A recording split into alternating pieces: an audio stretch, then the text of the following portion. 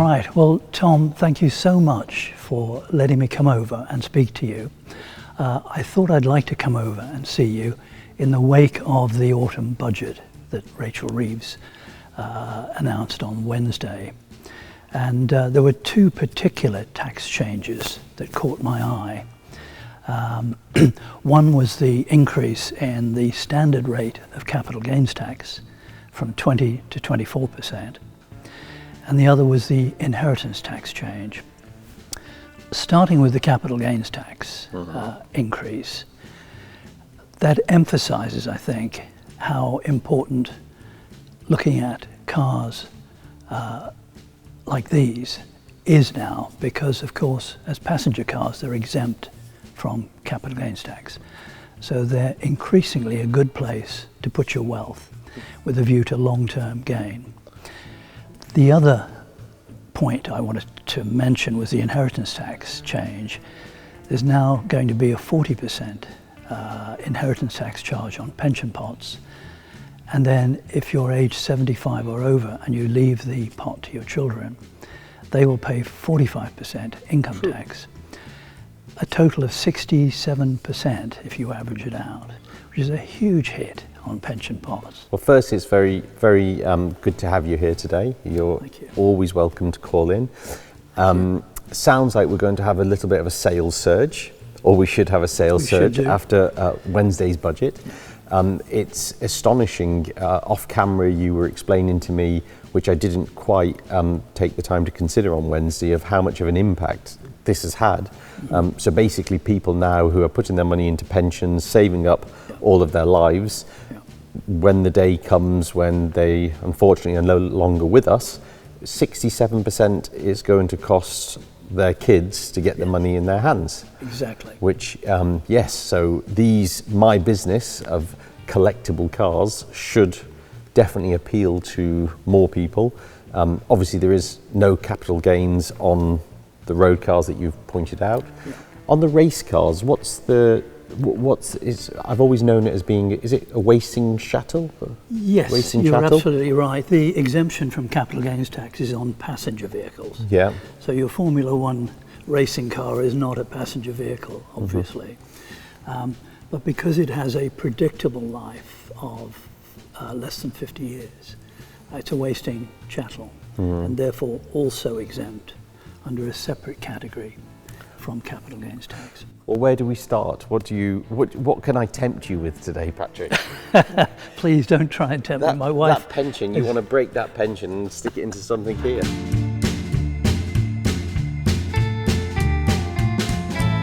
With great pleasure today to be able to show you around, and this is actually one of my own personal cars. So this is a car that I've owned for probably, see the plate. You see 1 yes, THJ. Just seen it, yeah. This is a car I've owned, I think now for about 15 years. And the funny thing is with all of my personal cars, they are absolutely my pension, because I don't believe in stocks and shares. Right. The reason I don't believe in stocks and shares is because I don't know anything at all about them, and I like to stick to what I know. Very wise. I know my business quite well. Yeah. I believe in collectible cars for the future. So a car like this, for example, I bought many years ago. I don't think I will ever sell it, and I sincerely mean that. Okay. And one day that car may pass to my kids, hopefully in a long time. Yep. I'd like it not to be too soon.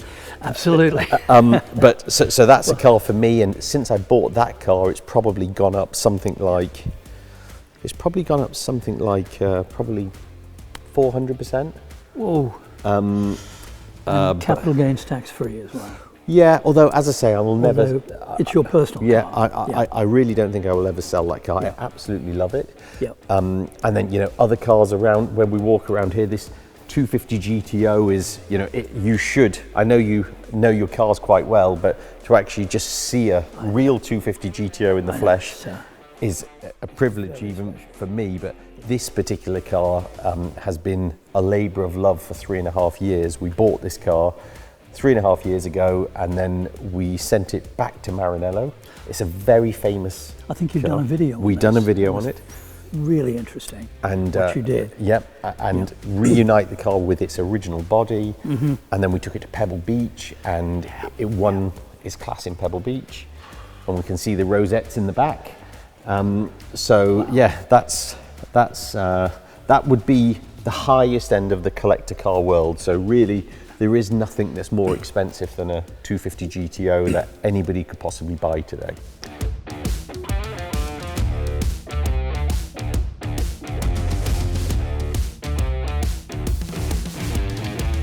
I'm very intrigued actually though, more by the budget from Wensley and how you see that affecting my world.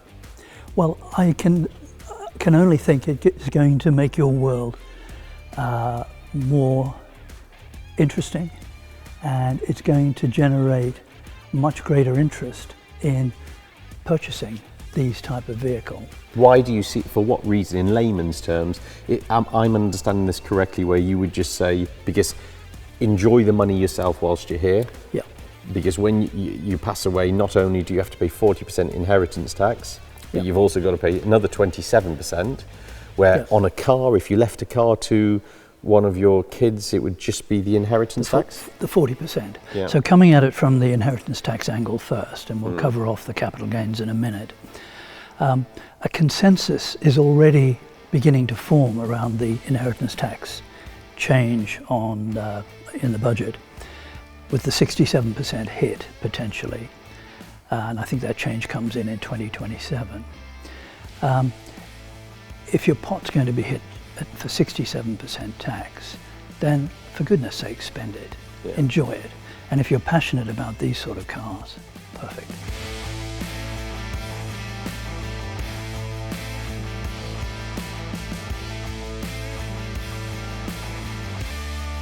We have so many clients who sell their businesses, and they visit us and say, hey Tom, I want to invest into some cars, and it's just instantly puts me off. And I say, actually, you know, I can tell you for the last 50 years how this car has performed. So, you know, that car in the late 1970s was worth maybe 100,000, and today it's worth, you know, 65, 70 million dollars.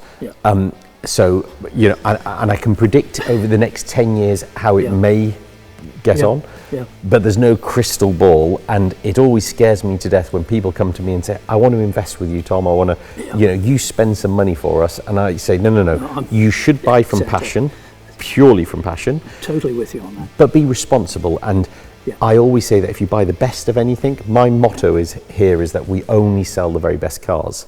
And it can be, they don't all have to be 50, 60, 70 million. Some of them, it can be a Mini Cooper, but it can be the lowest mileage Mini Cooper in the world. It can be worth 40 or 50,000 pounds. But I would always urge a client to say, I don't like to use the word invest, but invest or buy the very best of something. Because if you buy the best, even in a poor market, there's always buyers. There's always people who want to own the best of something.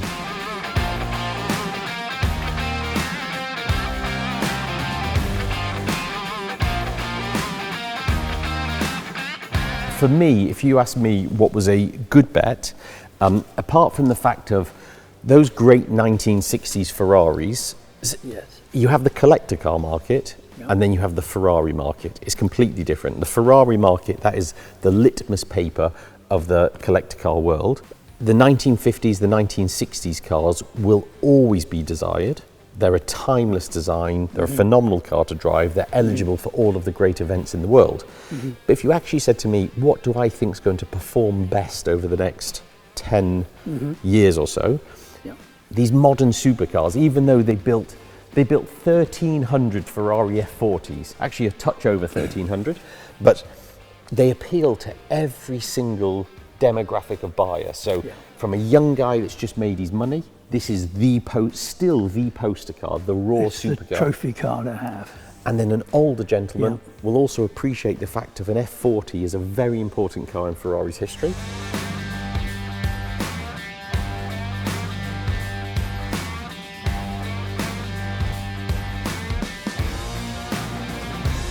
.288 GTO.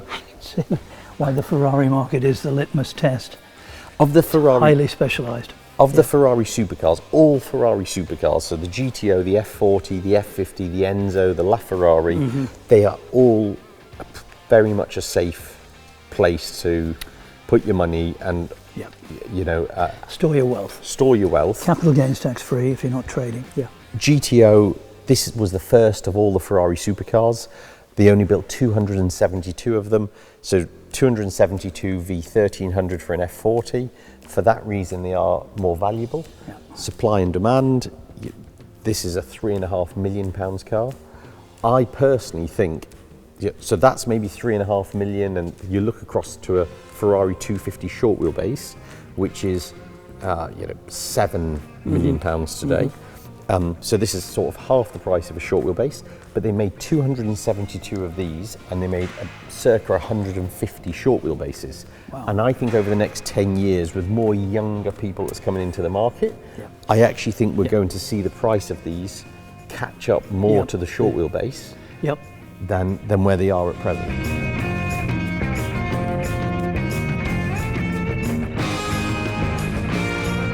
So obviously road cars are capital gains free. Yeah. And is there any chance, do you think, that the government will ever change that? I doubt it. The reason is the number of cars that actually go up in value relative to all cars is a tiny fraction. Most cars lose value. And if the government were to bring passenger cars into capital gains tax and tax the gain. It would probably cost the government more money. Exactly, because they'd have to allow the losses. That's what I was coming to, because we walked past a Ferrari SF90, so a modern Ferrari of which they make thousands of. And that car, I think, has done 300 miles, and it's about £130,000 discount from its cost new price. And if you think of how many thousands of cars they are, and that car's nearly new, that's why I guess it would cost the government so much money to ever change that. The system would be awash with capital losses. Yeah. People trying to set them off against other gains. So that's why they don't tax cars. Yeah. They're not doing people like us a favour. They're just looking out for the Treasury's interests in not giving people an excuse to set off.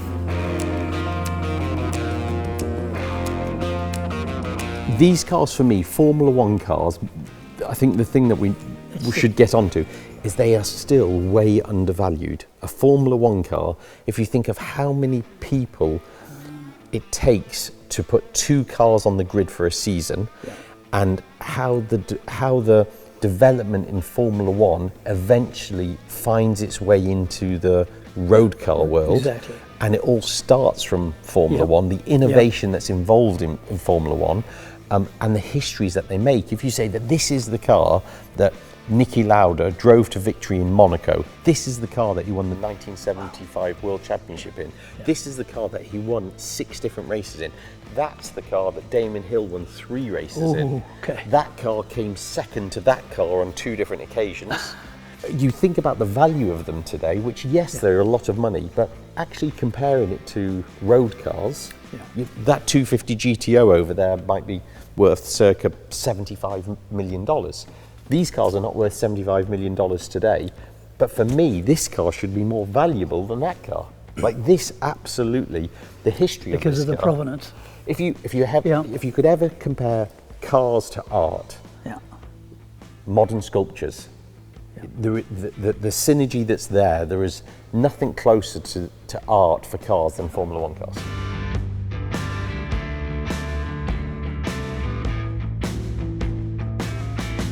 Can I ask, from Wednesday, what else in the budget came out that were the big headlines for you? Well, I should be having a meeting with my accountant and asking this, but whilst you're here today, I thought I'd ask the man himself. do you own a farm? I don't. Oh, I do own a farm actually. Our new house is a very small farm. Okay. Well, But we're not sellers, so.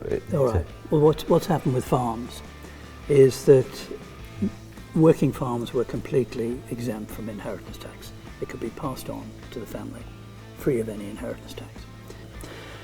Working farms, the first £1 million, which probably just covers the farmhouse, is exempt.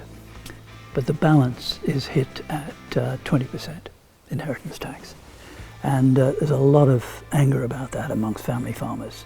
So farmland that's suddenly been through the roof in recent times is probably about to be reset. Yes, and the big investors in farmland who've gone into it for the inheritance tax exemption are likely to be sellers. So on one side of the equation, family farms will have to find 20% over 1 million. The other side of the equation is that it's predicted that prices will fall gently as the big investors, the Jeremy Clarksons, who quite openly admit they bought the farm for the inheritance tax exemption, as they start to say, well, it doesn't actually make sense from an inheritance tax point of view anymore, so I'll go and invest in something else. Good. Well, on that note, Tom, I think it's time to finish, and it just remains for me to say thank you so much. Pleasure to have you. It's been a great pleasure talking to you. Come whenever you want, and we look forward to selling you something soon. Thank you very much. I look forward to that as well.